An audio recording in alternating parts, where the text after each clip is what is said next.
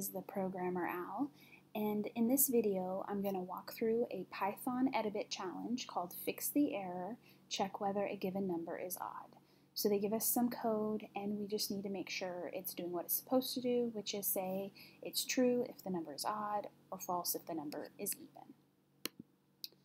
So they give us this definition, and usually the first line is always correct because that's just standard procedure for Edabit. They give us the definition and then the name of the function as well as the arguments. And then to and on is where we get the code, what we need to look at.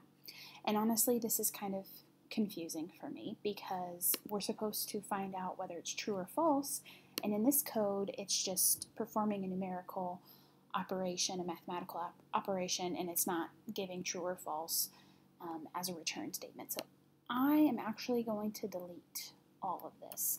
I'm going to go all the way back as far as I can, and I'm going to rewrite it. So I'm going to say if num, because remember it's odd, so if the number they give us divided by 2,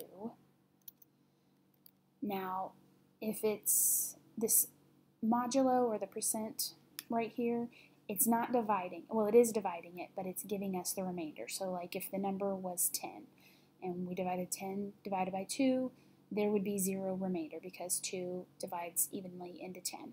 But if the number was 11, it would divide evenly 5 times, but there would be 1 left over. So we do want 1 left over because we're looking for odds. So instead of looking for 0, I'm going to say 1.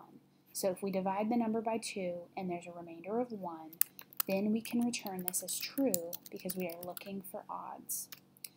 And then we can do the else, return false. So let's see if they liked me on that one. Did that pass? Yes. So that is how you fix the code to check whether a given number is odd.